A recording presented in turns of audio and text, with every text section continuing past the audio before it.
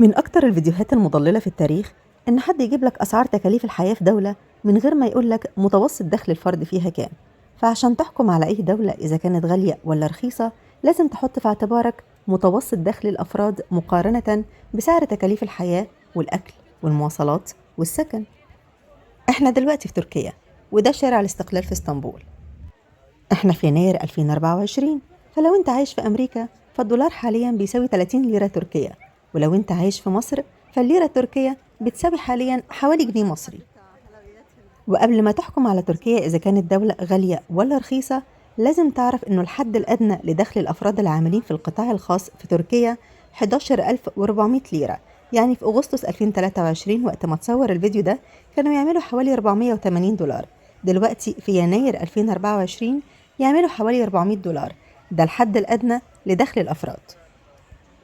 أما الحد الأدنى لدخل الأفراد العاملين في الوظائف الحكومية فهو حوالي 16,000 ليرة.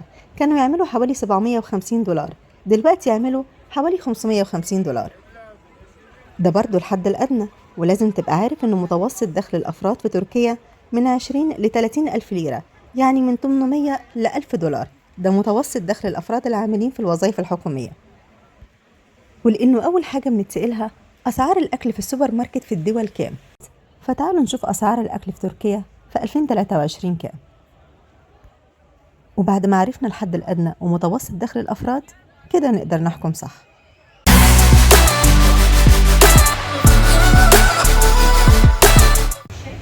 أنا في سوبر ماركت في اسطنبول.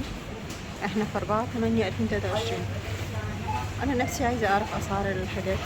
طيب ده زيت 5 لتر ب160 ليرة.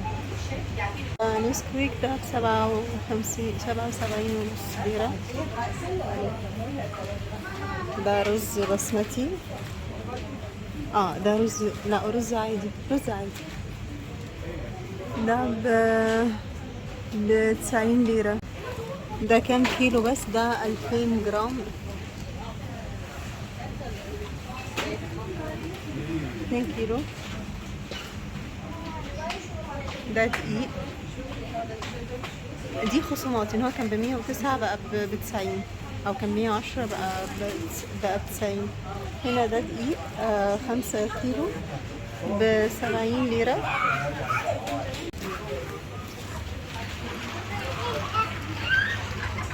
ده شاي 320 جرام 73 ليرة.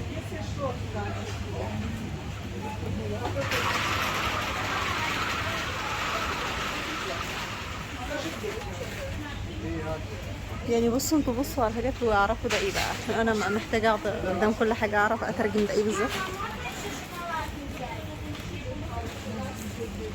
Ne kadar diye soruyorlar kilosu. Arkasındaki Which şey, one from this? I don't know. Ma'am, how much this? Ne eti geçiyor o? This how much? Yes, how much for 1 kilo? Biftek. Büftek. Kontrfile. This one? Dana biftek olarak mı geçiyor New York? اوكي. اللحمة الحمراء خالص دي سعرها 379.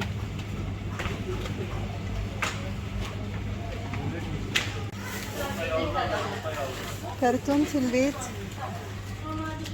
كرتونة البيض ب78 ليرة اهو. علبة الزيتون دي ب70 ليرة. كيلو اللحمة الحمراء خالص اللي شاورت لي عليها دي كان 379 ولا كام؟ 379 ليرة. بتقولي ده للبوفتيك. مش بلاش حلويات والحاجات دي، خلينا في حاجات أهم. الدقيق الكيلو ب16 و90 ب17 ليرة. الفاصوليا أنا مش عارفة ايه ده. فاصوليا دي فاصوليا 35 ليرة ولا ايه. مكرونة شعرية هي ب19 ليرة اهو. الاندومي الكبير ده ب22 ونص ليرة. هنا في مكرونة أحسن شوية ب14 ونص ليرة أهو، 14 ونص. دي نوع أحسن شوية ب17 ونص، نوع أحسن أكتر ب18 و75، نوع ما حصلش ب17 ونص أهو. مكرونة أنا شفتهاش قبل كده ب17 ونص، والمكرونة اللي أنا بحبها قوي دي ب10 ليرة. أنا إيمان الأشراف، أشوفكم في حكاية جديدة.